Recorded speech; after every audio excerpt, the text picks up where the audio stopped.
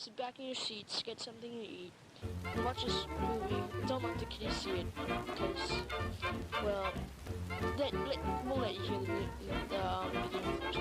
Thank you. Hello and welcome to Left of the Projector. I am your host, Evan, back again with another film discussion from the left. I'm happy to announce that you can now sign up and be a paid subscriber to the show directly from Spotify, so you can just pop on there and support the show. Also, if you would be so kind as to smash that ratings button on Spotify, Apple Podcast, or wherever you're listening to this show right now. As always, you can follow the show on TikTok and Instagram at Left of the Projector Pod. Enjoy the show.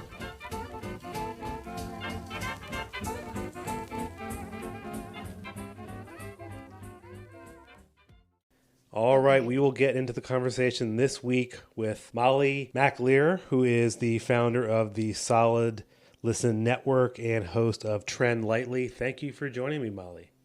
Of course, I'm so happy to be here.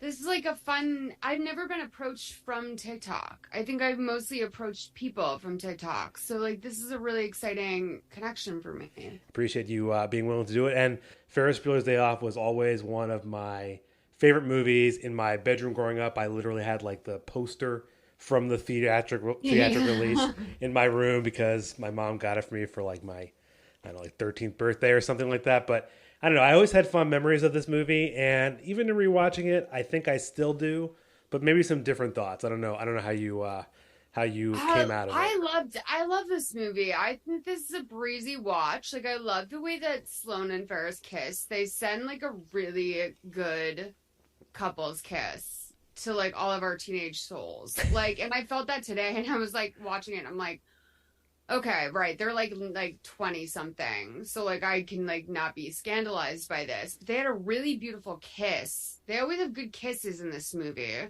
John Hughes movies have good kisses. And then also like it's just if it's a feel good movie, even though like this movie can also be fraught with so much like, I don't know, there's so much fringe tension on this movie in some ways. Yeah, I mean I mean, as you said, like the plot is pretty straightforward. I feel like, and just as an aside, like there is so much. I think, I mean, this is probably the case with most John Hughes movies, but there's so much pop culture that has come from this movie too, and also the band Say Ferris from the Water Tower as one I always like to point out as having seen them as a kid. But the movie is very 80s as it was, 86. And it really fits into that like John Hughes mold. We can kind of maybe separate the movie from John Hughes, even though he directed it, because he's a little iffy nowadays, maybe. And what did he do? Well, I think he was just like, I think Molly Ringwald came out as saying he was kind of an ass and racist and such. Well, okay, so I call myself Big Molly online, but, like, she is actually Big Molly. Like, Molly Ringwald's the real Big Molly. Yeah. And, like, if she's saying that he's racist, I mean, listen, Long Duck Dong was a not great thing, right? But these conversations are hard to parse out, right? Because, like, you want to talk about how like a film is so effectual and how a person is so effectual in telling their story with both like writing and directing. Mm-hmm. And at the time, like these like little nuances were, these were not nuances. This was like the way culture was. And so I'm like, in no way do I make excuses for no that. But his movies are, to say John Hughes is not John Hughes simply because of like, certain things, like you have to consider the body of work. Yes, no, I don't want to turn this into a John Hughes. We're not Woody Allen. Yes, no. I think he again. I hate this like most cliche phrase, but like a product of his time or era was very much the case. And I've done other movies on this podcast that clearly have directors who have questionable things. So we'll move past that. But it's Hundo P. Like, let's just be real. It's Hundo P. Like from another time, and that's where I do a podcast about Lifetime movies as well. And like sometimes we'll be watching something from 2001, and like people will be like calling women like they'll be like slut, whore, like like terrible things that like you wouldn't really say like now, and like we really only reference things that they say because they happen in the movie. But like you're like, this was actually a good movie about an eating disorder. Like this is actually like. Even though there was probably a lot of like slurs in this, I feel like we learned a lot about eating disorders today, and that's really at the end of the day, that's all that matters. Like, this probably was an effective tool in some homes. So, yeah. That's fair. That's fair. But as far as this movie goes, we're not going to like hash out scene by scene. You know, I think at this point, if you haven't seen this movie, I mean, at some point in your life, you probably know what happens. Ferris Bueller doesn't want to go to school. He takes the day off. He does an enormous amount of things in one school day, which, again, unrealistic. but that's neither here nor there. Evan, what if your only listeners are the 13 different Turpin kids? And they've literally never seen Ferris Bueller. Well, my demographic probably. I think this movie fits well into my demographic. I think is if I've done my pretend research on that. But yeah, he skips the day. He goes out with his friend Cameron, who he constantly treats like shit all the time. His girlfriend Sloane, and then the entire movie is the principal Rooney trying to foil his plans and ruin Ferris's life. And of course he gets away with it because he's a upper middle class white kid in the 80s, and that what John Hughes movie would not have him get away with it. Yeah, I mean, the principal should be in prison. Like that was another one of my main takeaways from this rewatch is like, as a 38-year-old adult, knowing that I'm like closer to that office staff than any one of the students, I'm like, you should be in jail. Like, for even being compelled to go to this kid's house, to like leaving the school day, the way he would speak to his secretary. Like, could you imagine, Evan, at your age? Like, when we were kids, it was like, that's spicy. But like, now it's like, that's crazy. Yeah, he was harassing his secretary, Grace, and he's going inside he basically breaks into his house all so he can catch this like one random kid from ditching school. I mean, it's very far-fetched. But it's funny you mentioned the office dynamic in the movie, because one of the things, as we on this podcast like to kind of point out things that are of class or other interesting things. Sure. But I noticed in this movie, and I noted this sort of as kind of a theme throughout it, is and I think we talked about this beforehand, is the wealth of the different characters, and then also you primarily have the characters who are the middle class, upper middle class, wealthy students, and all the side people in the movie, like in many John Hughes movies, are sort of the working class, the guys at the car place where they leave the Ferrari and so on. So I feel like there's, you mentioned something, maybe you should, repeat it in a, here. Oh, do you want me to repeat that? Like, basically, like, well, just the only black people in the movie came out, like, literally, like, they were in a all-white crowd. It was, like, completely segregated. Yes. Well, that wasn't even the thing I was thinking of. Oh, okay. But continue. No, like, basically, like, there's no, like, my friends always make fun of me because I trauma painted after 9/11 this, like, picture of, like, and I posted it before to the internet of, like, I trauma painted, like, a scene of 9/11, right? And, like, one of the things I did was that I, like, filled the whole space with, like, different colored dots to represent all the multicultural losses we had during 9/11. When I was young, you know what I mean? And so I was just processing it, and I just noticed that there was no fucking people of color in this movie whatsoever. It was literally a sea of You would think, is it Chicago is the Yeah, city? Chicago. You Yeah, would yeah. think Chicago. I mean, Chicago is white. It's a big Coke city. Like, you probably wouldn't see that many white people out during the day just simply because of the Coke culture in that town. Based off my experience with it. But like, it would be, like, it was just like all white people. And then as soon as, Shake It Up Baby, is that what it's called? Oh yeah, yes. The parade that's like magically like randomly starts to happen in the Twist middle and of the. Shout is the name of it. Twist and Shout is the name of that song. Okay. It comes on and like literally all in synchronicity in fucking matching colors, like one of those Gap swing ads that was like, it was like demonic. Like the way that like people just came out and started dancing in line. It really felt like it felt so choreographed. And then all of a sudden you were noticing like literally they like pan to like a white guy with a black baby on his shoulders. And I think it was just sending like cred. Like that's how I felt it was that it was just like, hey, this is cool. Like even a black baby is like rocking out to this Yes. shit. The Like one. in it, Yeah. No, yeah, sorry. it just felt weird. It just like it's very I mean it's very racist and weird and like yeah, it's like the Breakfast Club amongst many other pieces of John Hughes's work. Every piece of John Hughes's work, so you could be like race is used. It's applied like sour cream. Yeah, I mean his whole John Hughes' whole sort of universe of films kind of all happen in that Chicago suburb area, and it's very not multicultural, very white. And the other thing you mentioned that there's no other sort of people of color in this movie. I noticed the one other sort of line in the movie where it's sort of hinted at is when they go to the car garage to leave the car, and Yes. he says to the guy like, "Oh, do you speak English?" And the guy's response I is like, "Oh, what country do you think this is?" And again, he's like making fun of the working class guy who's going to babysit this $300,000 car.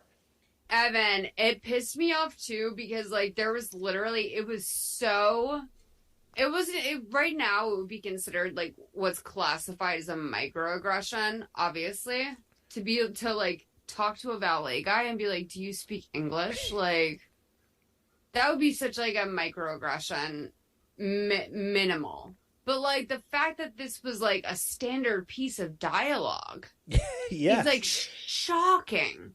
Like that would be like a plot because this movie's a little like this movie has a tight little pussy. Part of my language. This is why they always call me crass. But this movie's fucking tight. Like there's not a spare anything. And the fact that he like asked the valet, "Do you speak English?" It's like, what was the motivation with him asking the valet that? Except yeah. for maybe unearthing this potential like backdoor sequel that you mentioned. Yes, well, I will make a side note is that they are making a sequel to this movie with the story of the two valets during the same day. And I know that one of them, and it's not played by the same two guys. One of them actually died, so obviously not, and plus their age. But I think that's interesting and how that's gonna work. But that scene, yeah, like you said, it's very. He's basically saying like, oh well, if this guy is, Hispanic or some other, I assume that's what he's probably thinking, that he can't take care of my car. Oh well, oh it's just some white guy who speaks English. He's fine. Yeah, he can watch my car. Ferris wouldn't live a day in Los Angeles. Like that's the interesting thing is that if you took Ferris and put him in any other city, he would be a fucking ne'er-do-well loser. And like he is like kind of a ne'er-do-well loser, like even in this world. But like if you took Ferris to LA or took Ferris to Boston and he acted the exact same way, He get his ass knees, kicked. yeah, no, his knees would be broken end of day, dude. Like his parents wouldn't be like, no one would be checking for his moist little fever. Yeah. Everyone would be like, oh, is Ferris gonna live? Like, Well, that's the thing too, and I want to get back to the kind of the characters and sort of their wealth. But the thing about Ferris in this movie, and I think it's sort of like it's a running gag, and I think it's funny, is that no matter where like the different characters go, there was always some nod to, is Ferris okay? Like at Wrigley Field, there's the little Ferris thing, Yeah. and the police guy says like, "Oh, we're all pulling for him." He gets hundreds of flowers. Everyone notes Ferris. It's like Or when this. his sister calls 911 and they're like, "Oh, we heard about and she's like, "I think someone's trying to murder me." And like, that's definitely one of the jokes that the adults laughed at when I was a kid that like I've appreciated more as I've become an adult, where I'm like, that's insane. Yes. She's literally calling 911. Well, and the other thing too, and this is actually the thing I was mentioning, or was thinking that we had talked, maybe it was a couple of weeks ago, about this movie, is how you perceive the different characters. And I said that in the movie, Ferris is like pretty well off, whereas Cameron is like very rich. His dad's got a car collection and so on. You don't really know Sloane. You don't really know much about her family. And then you have all the side characters. But you said that you don't really, you didn't perceive Ferris maybe I didn't as think being Ferris's that rich. family was poor. Right.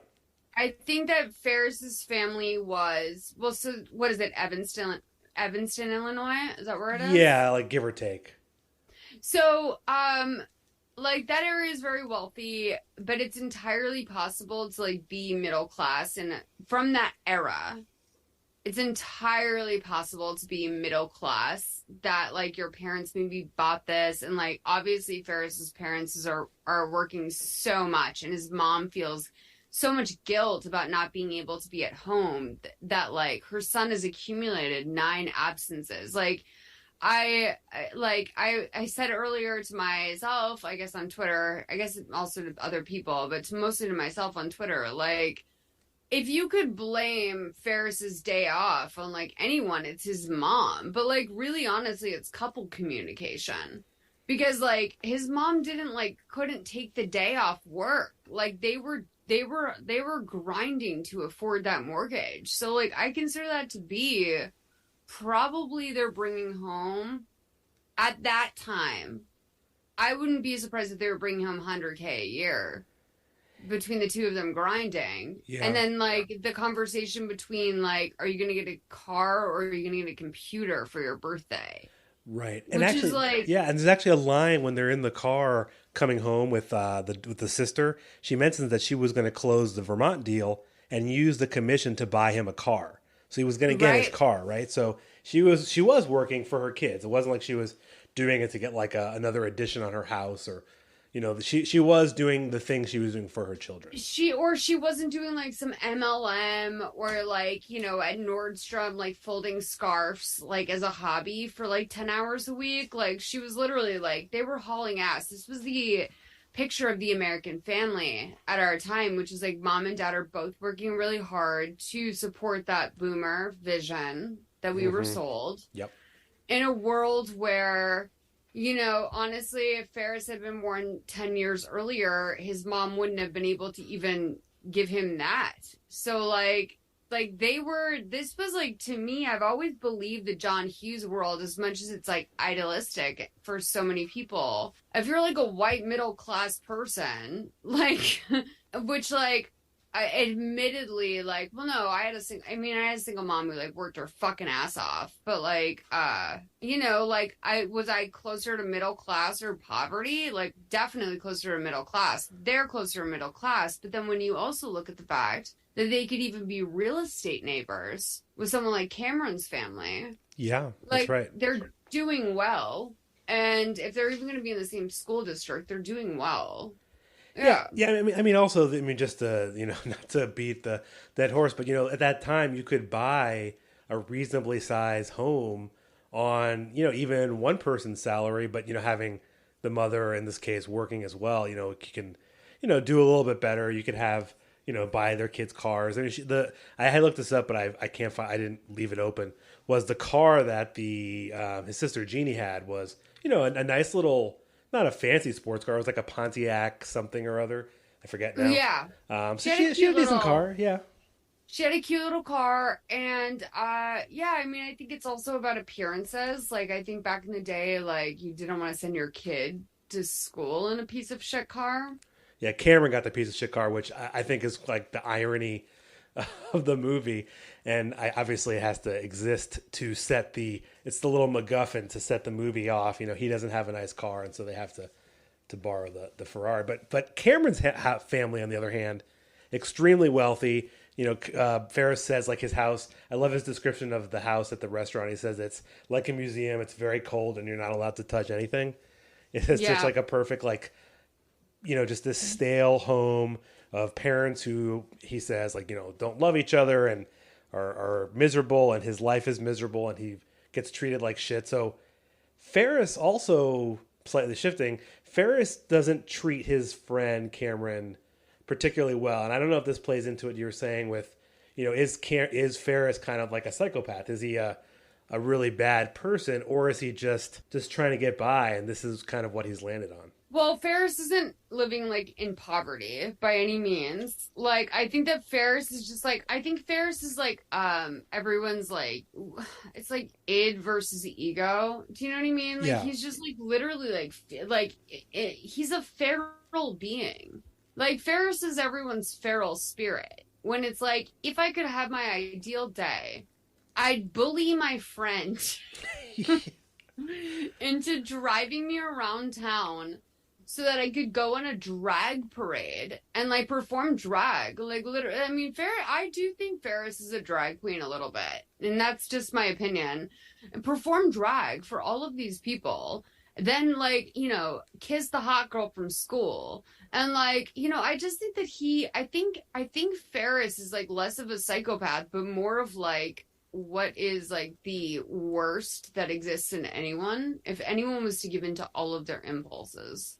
Being that he's so popular around the community, I think he's just sort of like the kid that everyone, he's very outgoing. Clearly he's very, I feel like everyone, probably every high school had a Ferris type of person that would get along with all the teachers and, could talk his way out of everything that's kind of, his thing. And I think it's ironic at the end of the movie, he can't talk his way out of his, because he finally gets caught by Rooney, the principal, and his sister is the one that comes in that saves him, because even at his, whatever you want to call it. She got a little play at the police station. Yes, with Charlie Sheen, which I have to throw in this fun fact is that the actress who played Jeannie recommended Charlie Sheen for that role, and he stayed up for 3 nights in a row to look as disheveled as he did for that. Jennifer Grey. Yeah, I'm so sure it was so difficult for Charlie Sheen to pull a 3-night bender out of his ass. What a fucking iconic acting hero he must be. Yeah. Like, literally, smash cut to him getting paid $57 million a year to be on like the #1 sitcom on network television. No one has had a more lit life than Charlie Sheen. You'll never convince me. I mean, he literally basically played like the same character in 1986 as he did in like 2010 with that show. Just like he just looked older.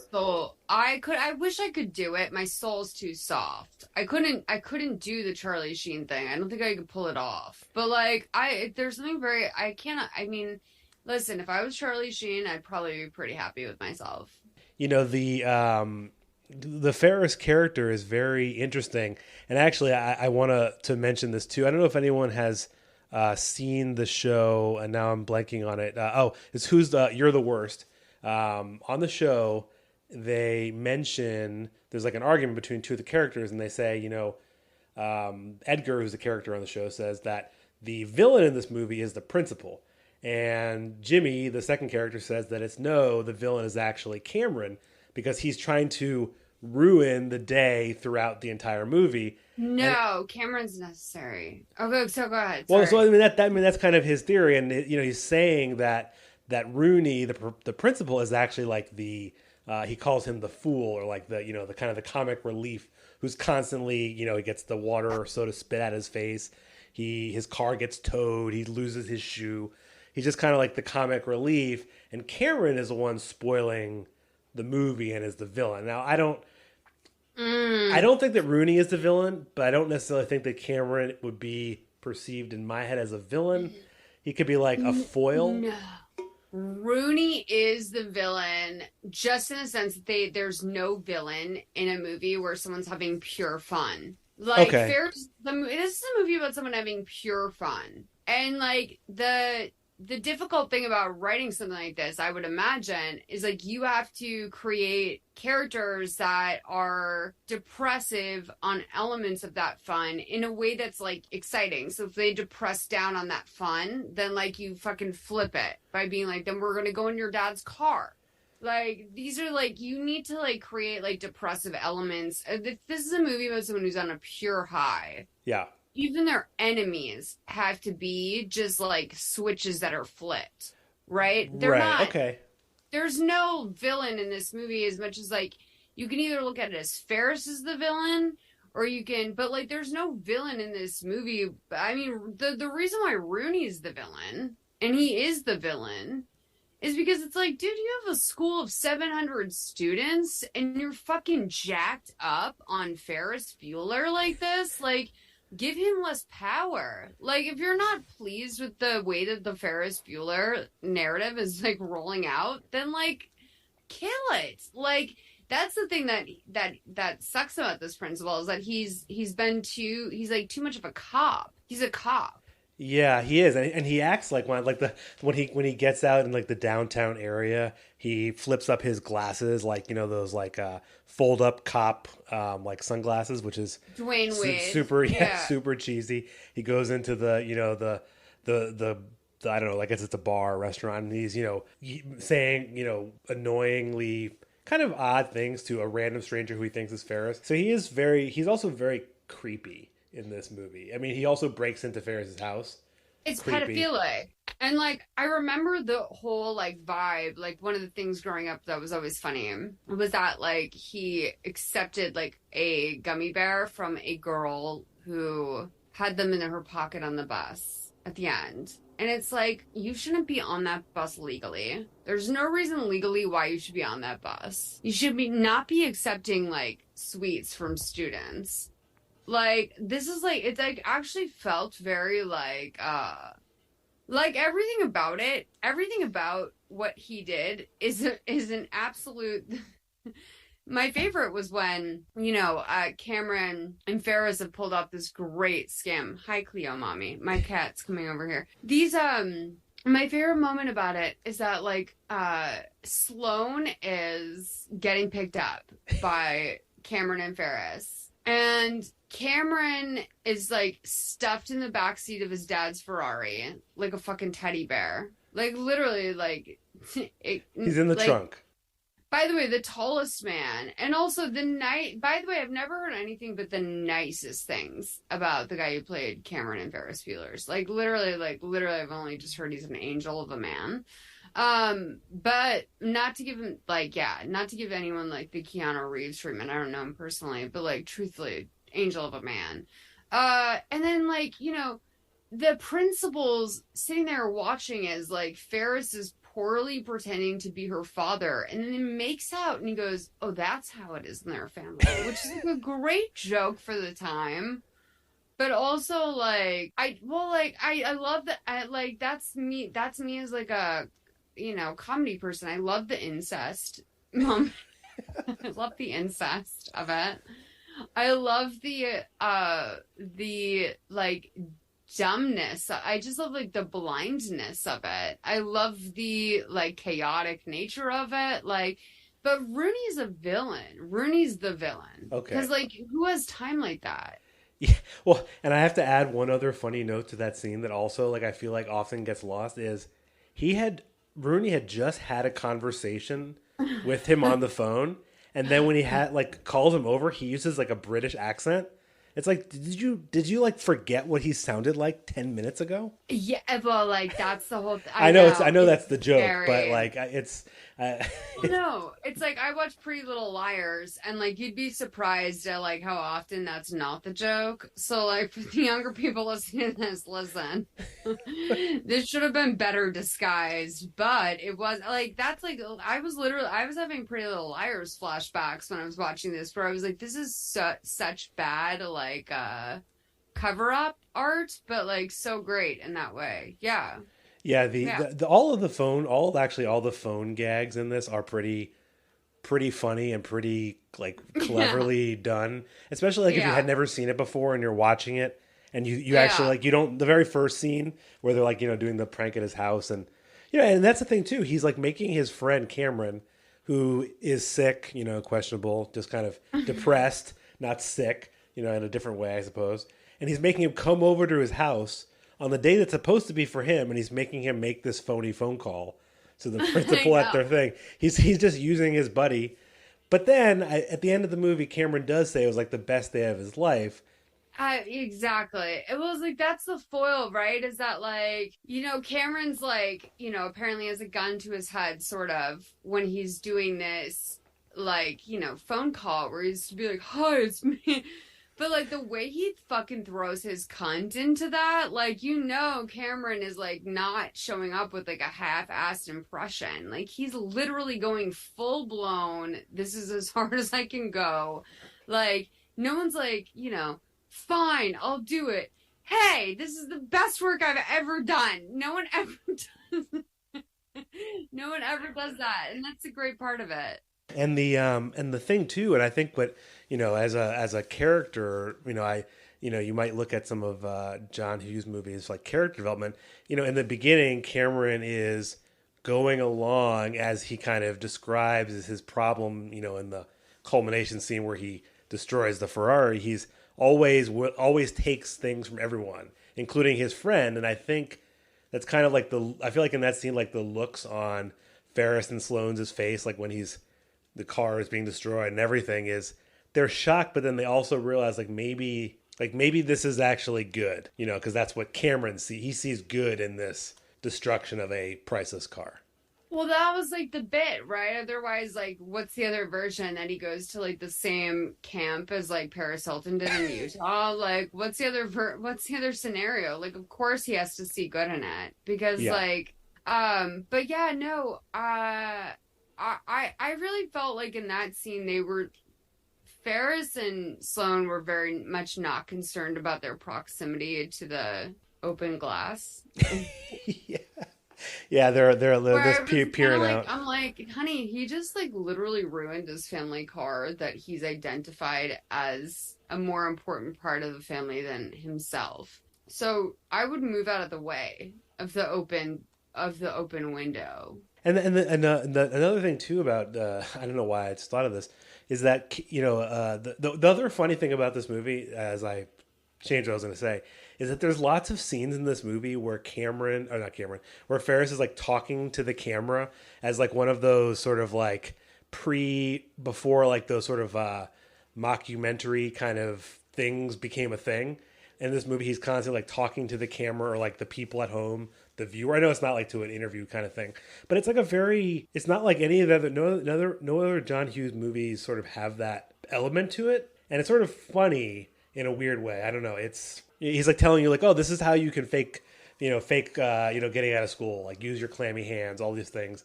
Talking to the camera about his test when he's taking the shower, another funny scene. So I don't know. It's a kind of like a weird gag that's thrown into this movie, but not by I mean, this accident. is the film, like, this is like a film study. Is like, we very rarely got to study modern film when I was in film school. And this is like a film study is like staple. Like if you go to Boston College, hi guys. To the one person who still does film studies at Boston College, I want to speak to you directly right now. Like this is why we had this monologue, was because it was like it's a very like it's an effective two camera monologue Hmm. where like yes he's telling you how to get away with this stuff, but like really it's no different than like Patrick Bateman's monologue in some Yes. ways. Okay. Yeah. Yeah. And maybe a little less psycho killer, but sure. Yeah, it's like just like effective, it's wholesome, like as much as you can get attached to a character like this, as much as the American Psycho does like that just as much as that intro does to alienate you from the character, like this is the exact opposite. It's endearing you very similarly to I think some of the ways that like we see Kevin McAllister do a very similar bathroom. What's with John Hughes and bathroom routines? Yes, that's true. There is the Ferris Bueller bathroom. Or no, you said Home Alone with the aftershave, right? Yeah, the aftershave, and then like the I mean that's like his most famous pose. I would say Macaulay Culkin's childhood is him with his hands applying aftershave as like a 7-year-old, whose family abandoned him. Yeah, yeah. But like, yeah, like what's with the bathroom routines? Like that's very interesting actually. That's an interesting parallel. I wonder, did Molly Ringwald give us anything? I mean, I think we got a few makeovers, like a little getting ready scene or something. What about in Breakfast Club? There's also they go into the bathroom, but there's no like scenes that I can remember.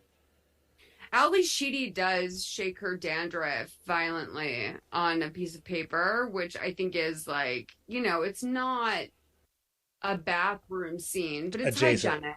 Yeah, it's hygienic. Yeah. Well, it would have been. I think but I think it is true though. Like as like a little device in the movie, it kind of makes Ferris Bueller's character sort of more. Approachable isn't the right word, but sort of like two dimensional. I mean, as you said, like literally, you're talking, to the audience, like breaking down that wall. It's kind of. I think it's clever. Well, it's necessary, I think. Like when you think about it, if we don't see like Ferris in his most like natural state of just like literally scrubbing himself and like etc. Like if we don't see that, then we will have no trust in this character. Like it's a very good trust building exercise to follow a character through a shower. Well, it's a good thing that he puts his. I like how he puts his hand up to like cover your like the viewer's eyes while he's using his little spray as privates. Another thing another sort of like small topic, and it's also because there's something I noticed when I watched it this time that I never had before, is so there's a couple scenes in the movie, mostly in the beginning, before Sloane leaves school because of her grandmother's death, which also we didn't mention the fact that she pretends that her grandmother died so that she can get out of school herself. She's also skipping school.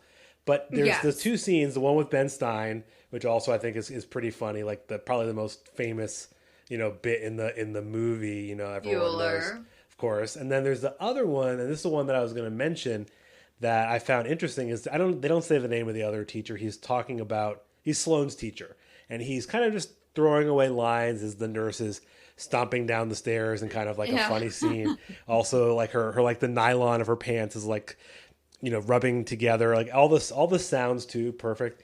But he says, the line he says that's broken up, he says, "In what way does the author's use of prisons symbolize the protagonist's struggle?"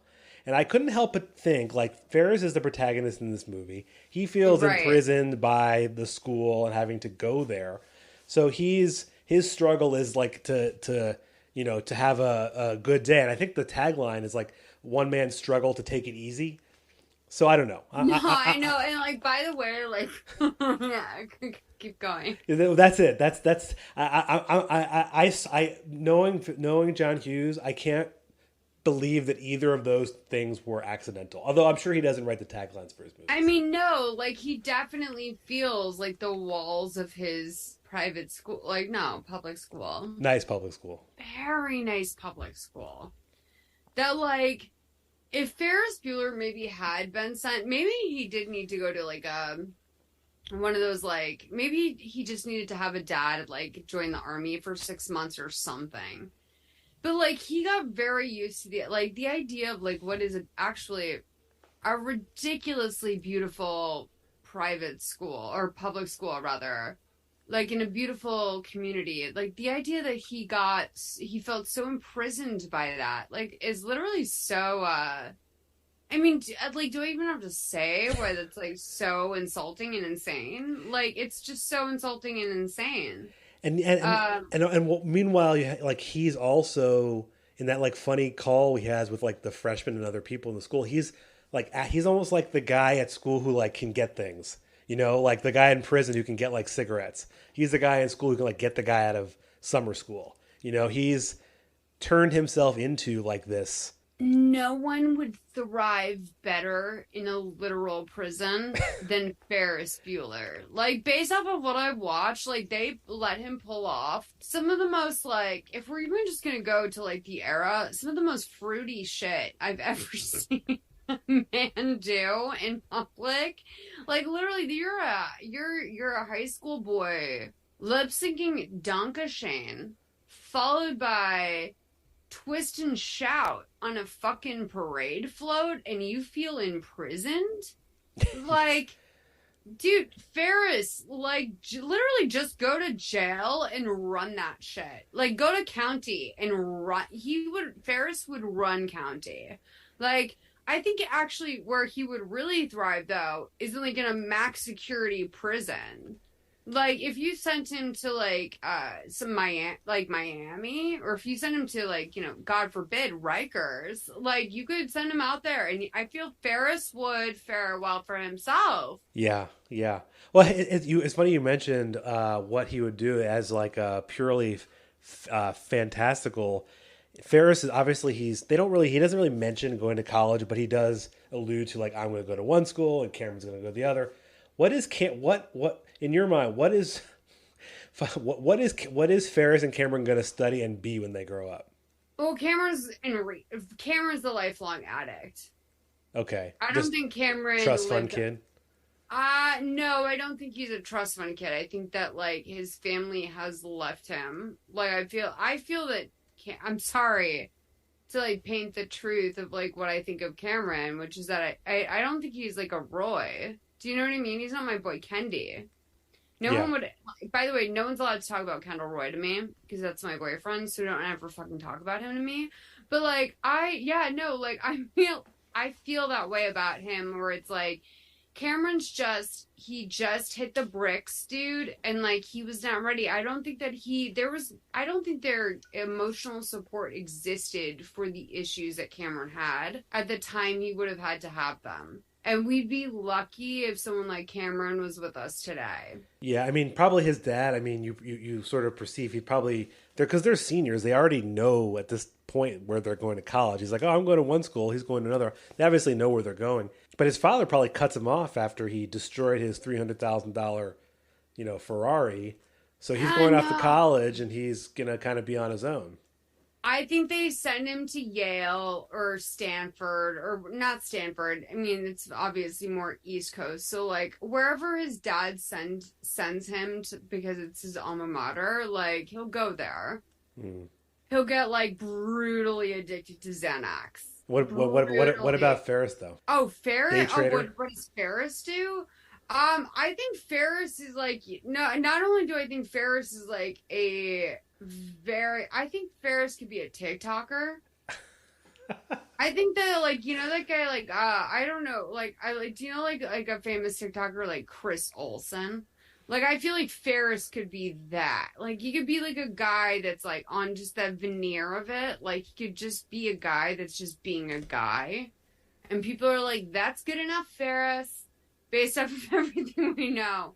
But, like, he's gonna start a hype house. Yeah, like, he could actually. Ferris would. No, he's too self-centered. Yeah, he couldn't share the spotlight. No, I think Ferris is is pathologically single by purpose, or in long-term relationships that are unsatisfying. I think that Ferris is. Yeah, I don't think Ferris, like.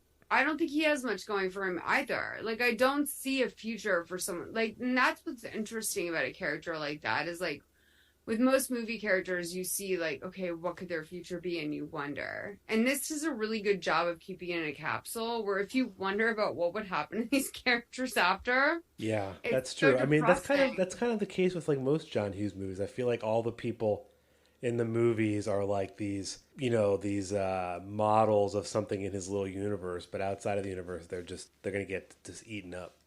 Yes, and it's like almost like he opens up a briefcase and it's like glowing and we can all look inside of it, and then, like, he closes the briefcase. It's like the briefcase in Pulp Fiction. Exactly. It's like that's what's in the Pulp Fiction briefcase is what happened to Ferris Bueller. It's just Ferris Bueller's soul. It's not Marcellus Wallace's soul. It's Ferris Bueller's soul. Exactly. It's like literally. It's like, do you want to see what I really stole, bitch? Here's Ferris Bueller, dude. Well, it came out in 2000. Came out in 94. So Ferris Bueller would be 27. Yeah, it could be. Should we plant that bug? I feel like Quentin is very as much as he would like to think not, suggestible. So he's gonna make a Ferris Bueller. He's gonna write the Ferris Bueller spinoff. Well, I think if we just say like maybe if we start a rumor, can we start a rumor effectively that Ferris Bueller's soul? Can you sell a video? Can you Evan? I'm gonna ask you to just do this, okay? Evan, I'm gonna need you to sell a video where you give a realistic theory that what was inside of the briefcase at the end of Pulp Fiction was Ferris Bueller's future, and then I'll make it viral. I'll help you. That's it. That's my whole plan. Well, I mean, so you're saying I have to make a 30-second TikTok that says that Ferris Bueller's soul is inside of Marcellus Wallace's briefcase. Yeah, consider it that. That's what I'm saying is like I think that would be a really good viral plan. and then he just has to see that, Tarantino just has to see it once. Yeah, and then you just say it, and then we see it, and then like I know people who know Tarantino. I mean, if I get up the certain pipelines, like I could influence that next movie, and then that said, that would be his 10th and final film. I mean, his 10th and final, honey, is if Ferris Bueller's soul was in that. It was in the box. What was in the box? We're tying in 7 now. We could tie in 7. We could say that Ferris Bueller's head was in the box. No, that's Sloane's head. Well, why does it have to be a female head? Yeah, I guess in the movie. Evan, why are you gendering the head? No. well, but I think that Sloane of the three of their little triangle might be the one that does all right. Sloane could be Ghislaine Maxwell. She could be Ghislaine Maxwell. With that said, she could be Ghislaine, or she could literally just be. I don't think Sloane is like doing the heavy lifting of like a Tupperware party. Like I think that Sloane is either not worried about wealth in that way, or she's doing something that's like cool and like shot collar, but like she's not. I do think she could be Ghislaine. She's Ghislaine. That's no, okay. And then what about Sloane? Not Sloane. What about Jeannie? Follow up on that. Follow up on my hot take because I just came up with that. Do you think that Sloane could be Ghislaine? Sorry. Okay. I think she's too nice. Do you think Ghislaine could be Sloane? That's more plausible. Okay, that's what I'm saying, dude. Do you know what I'm saying? Like, if you were to like reverse, like if you were to reverse a sign, like if it's like Jeffrey, Prince Andrew, and Ghislaine, like who would you put? Like you could do it that you could backload it that way as well. So Jeannie's great. Whatever, who cares? Like literally, like such a sweet girl. Like literally was wrong her whole life. Literally made out once at the police station. She got a little bit of like rough play, and like that was great for her. Like, and I just felt like I feel so bad whenever I see Jennifer Grey, especially like I just feel so bad when I see her, and I'm like, you're 100% authentic, girl. Like, killed it. She killed the comedy. She killed the lines. I feel and Ferris's sister had all the right. I'd be like, are you kidding me? I think I'd murder Ferris at like Thanksgiving. Well, she said that. Doesn't she have a line? She's like, I'm going to kill him when she finds out that he had been skipping school. And I think all that is your very serious story also tells in this where she is sort of like the side person who's, studies hard. She's doing well in school, and her brother kind of just coasts along and everyone likes him. And it seems like no one likes her. Like she doesn't seem to have any. Well, I mean, you don't know she doesn't have any friends, but she doesn't seem to. Like the Grace, the secretary, doesn't like her too. I know. They gave her They like totally cock blocked her character. They were basically like, she's a loser bitch.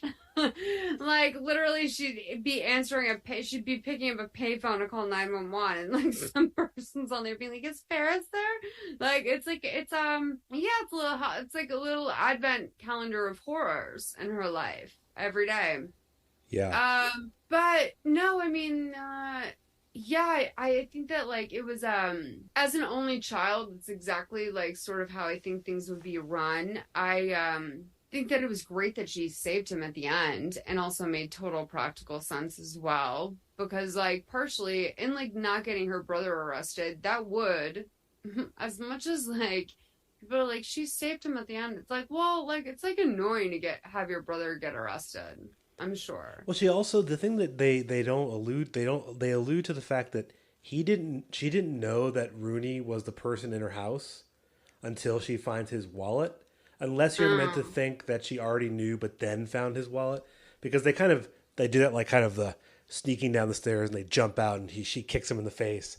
But how did she not recognize him? That's right. No, actually, you know what? Because I did have a note here saying that like it's funny if she's blind, and that's literally. I wrote about that whole like ending scene where I was like, or that like sort of like tension scene between the two of them where I was like, it's funny if she's blind. Like, but we have to like all of a sudden like assume that for some reason this character has like selective blindness. I mean, I guess, I mean, you could, in her defense, she's like, there's someone in her house. She does think it's her brother, but then immediately when it's not, she just kind of, you'd freak out if some like old dude was in your house and you're home alone. Oh, I freaked out over much less than that. Yeah. And I mean, she does call the police in genuine like horror. She calls the police who are worried about Ferris. I love that, like, it's like, hello, 911, pray for Ferris. What's going on with you? Like, it's like, it feels very like 911 was not appreciative of like her needs at the time. Yeah, like, I mean, listen, the principal should be in jail. Like, I don't even have a commentary on like her actions because like they're reactions to an action, which is like her principal being at her house. Like, I thought the greatest moment was just like when she screamed when she saw him, because it's the truth is like you should be terrified if you see your principal in your house. Yeah. Why the fuck? Like, it's senior teacher at the grocery store is rough enough. Imagine if someone's committing a what's it called when someone comes on your property, or not a robbery, but like breaking and entering. Yeah. Your principal is breaking and entering on your family home because your brother likes to fake sick. And the other thing too, we didn't even say this. Is we presume that she's supposed to be younger than Ferris, right? So what?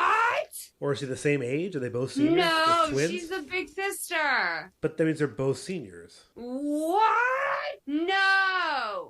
No, Ferris is not a senior. Are you kidding? Right, because he says he has to graduate in that. Are they fucking twins? I think they might be, unless she's younger. Wait a minute. No, because there's no way that that's his younger sister. So then they're twins. Well, she could be, because if she got her car first, then like I've always thought that Jennifer Grey was his older sister in this movie. But like if she got her car first, that means that she's technically older. Well, they didn't get them first. They both got things at the same time. Why do you think Ferris is a senior? So I just Googled this, and it says that the logical proof that they are twins. No, Evan. I've never considered this until now, but that kind of makes sense, right? Because if she got a car and he had his computer and she had her new car, like it was their birthdays, and she had to choose which of the two of them got a car. I've seen twins on TV. They have to have a Jack and Jill bathroom, like 90210. Okay, this is not appropriate. That like. And what? No, are you kidding? No. There's no world in which Ferris and his sister are twins. There's no world. I'm calling the cops. Well, so someone had an affair. There is a so the yeah. Well, I mean, it's funny. This art there. I'm not going to open up the Reddit article that apparently describes the theory. No, go into the fucking Reddit, honey. That's where the real information is. Oh, it says. Let's see.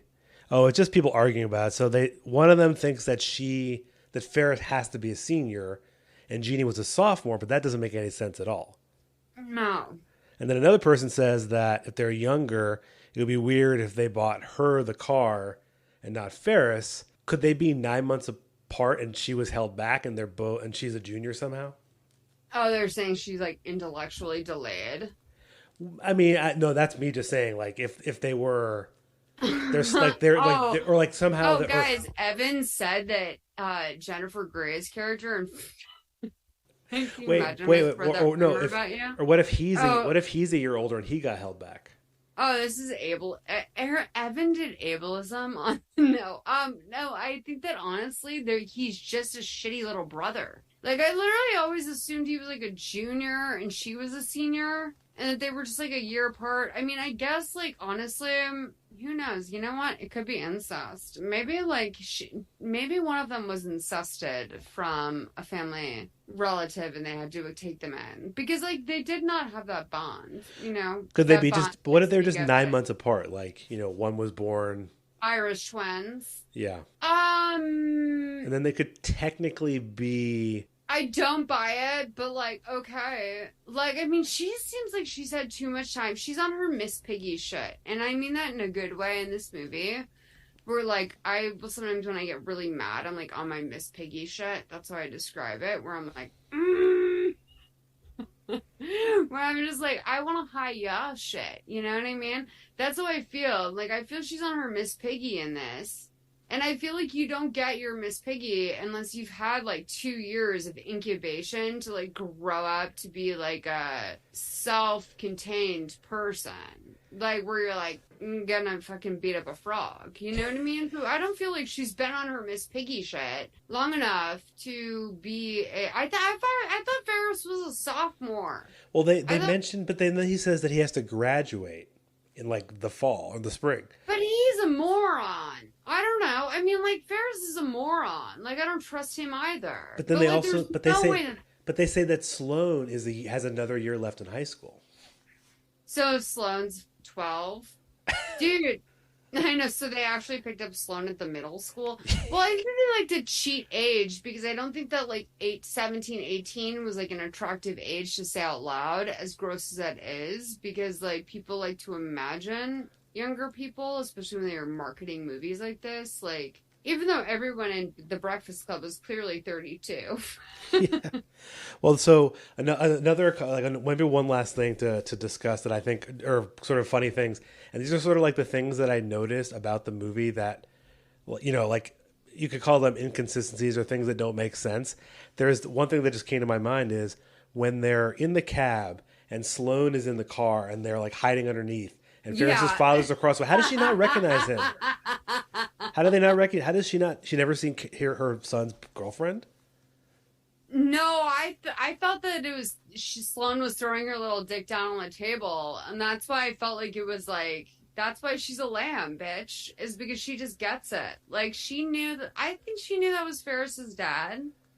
Yeah, and that's why I think she was like, I love you, or whatever she said to him. Like winky faces and gives him a little kiss. Yeah, just like a little like sensual French sex kitten. Like she just like threw that at him, and he was like, okay, like I receive this. And I think she just did that because like when you're a young girl like that, you can do stuff like that, and it's funny to you. I used to do shit like I used to like literally like yeah, I used to like flirt with old men in traffic all the time when I was like 22, just because I knew it would like make them laugh.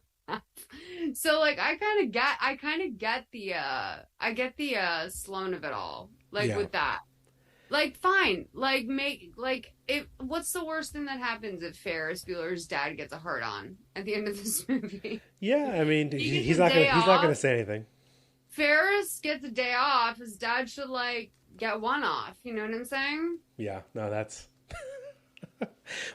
well. The only other thing too that I think I alluded to earlier is just the fact that how much stuff they do in the day. Like it's supposed to be like 8 in the morning, 6 p.m. They have time to like have a little swim, after Cameron freaks out. They go to a parade. They go to the Sears Tower. They go to the stock exchange for some reason. Like, why the fuck did they go there? That's like the one thing that I don't understand. The only thing that like Chicago, like this was like probably an early like Chicago, like they were doing deals on cinema. Yeah. You know what I mean? Whereas like they're percentage off. So they're like, if you show our stock market, that's like a real free day for you. Yeah, they didn't eat any pizza in the movie. No hot dogs. You can let Matthew Broderick do his drag show downtown, and we have about 15 black people to lend to you for this fucking scene. But No, like the thing with like Cameron, I feel is that he has fibromyalgia, much like myself. I'm gonna impose an autoimmune disorder on Cameron right now. I think Cameron has fibromyalgia. I think he's fucking burnt out. Okay, like when we come up on him at the top of the movie, he's like literally sitting in bed, much like myself. Like I literally just washed my duvet. I could not. I have 27 duvet covers. I have one literally sitting out. I'm not gonna put it on tonight. Like I have a shoebox full of vitamins next to my bed. Like I think that Cameron has fibromyalgia. He is in chronic pain. And that like when the car is like I feel that what I see from Cameron is someone who's like literally like I don't have the energy to fight. Yeah, he does. He looks very defeated in his And I little. think that yeah, he is like and I don't know like we don't ever really see them eat, but I will say I think that like he could have Crohn's, like I'm like giving him an autoimmune disease, but like I think Cameron has an autoimmune disease, and I think that like the swimming is good. Swimming's really good for that, but like it's just like for the most part like yeah, I think Cameron's disabled. Is my final take on this movie. I think Cameron's probably legally disabled and an addict now, who's been self-medicating for a very long time. I think Ferris is probably thriving. I think Sloane is a lamb who's just like living in the lap of luxury. She could be Kathy Hilton, but that was a much harder road to get to the Kathy Hiltons. Let me think of like some other rich lady who's like doing better off. But like well, I wouldn't say Jeff Bezos's like current chick has it super easy going, but I think that that's like where Sloane would wind up, like somewhere aligned with like a fabulous man. And Sloane, I told you privately, like I think off mic, like I think both this movie is about two gay men that are in the closet. That I think Ferris is closeted, and that Sloane's his best girlfriend. And I think Cameron is closeted, and like it consumes him every day. Like that's what I like watched on this most recent rewatch, where I was like, why would they? What are the real reasons someone would do this? So like, I'm willing to give Cameron autoimmune disease or gay. Well, you could be both. You could be a gay person with an autoimmune disease, and like, but like Cameron, I am calling you to the table. I'm calling you by his character name. Cameron, I'm asking you to get off Succession and come to the fucking table and tell me what your deal is, okay? But then Alan Ruck. also, Alan. We can call him Alan.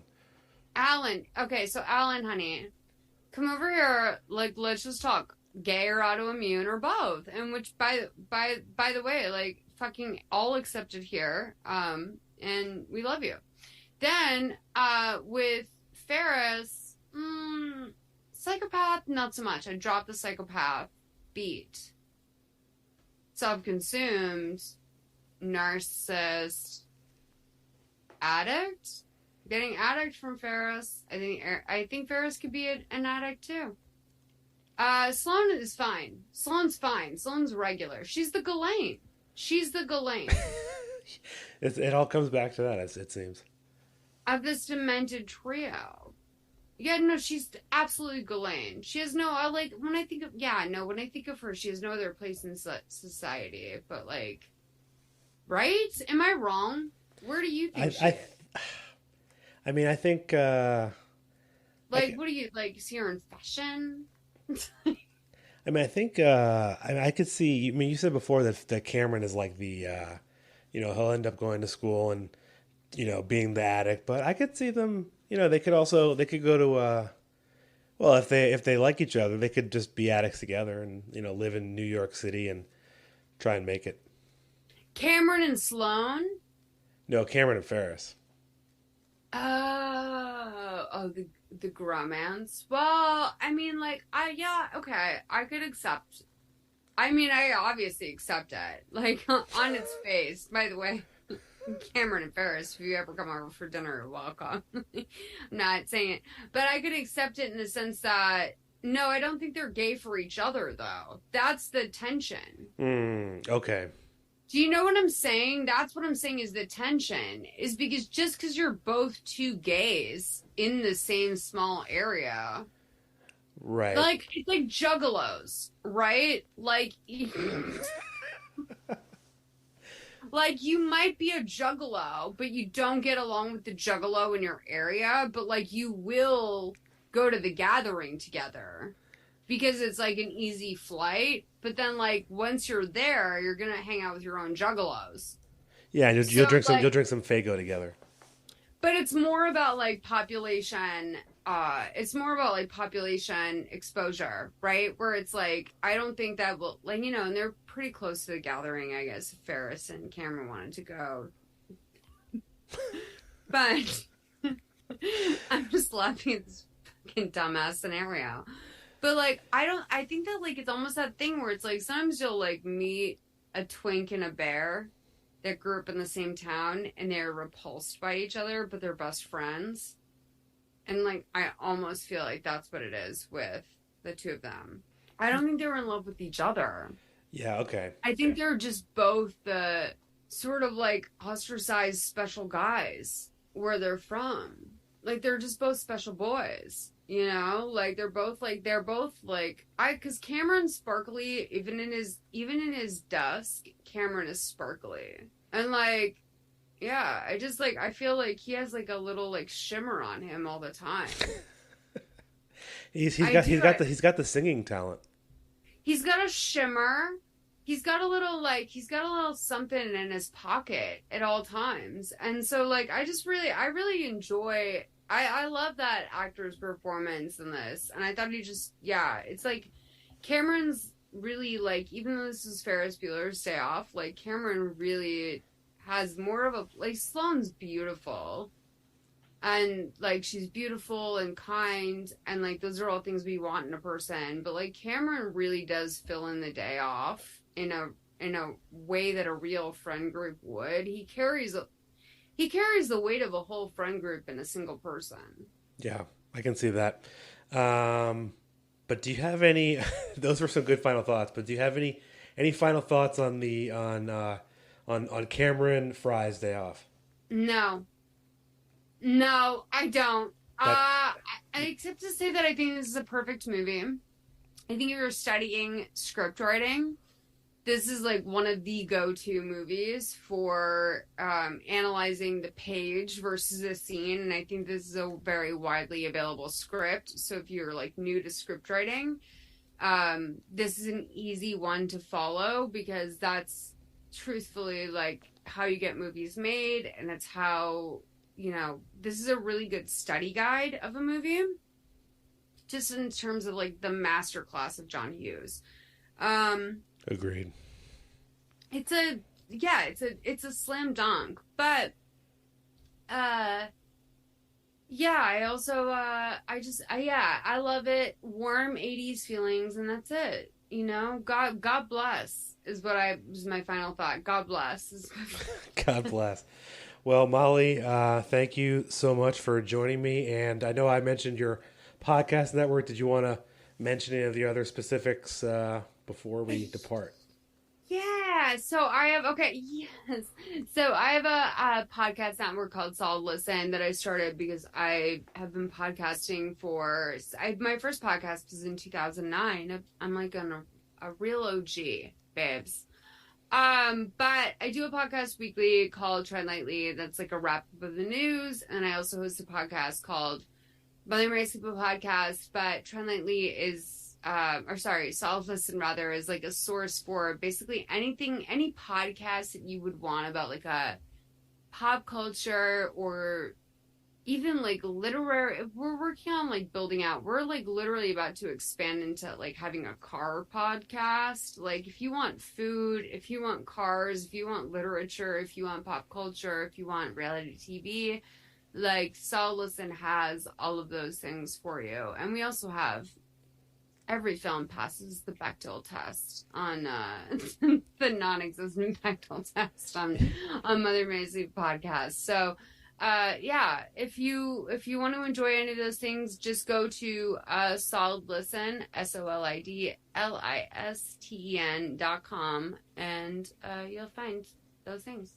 All right. Excellent, excellent. Well, again, you've been listening to Left of the Projector, and go check out Molly's plethora of podcasts, and we will catch you all next week. Thanks for listening.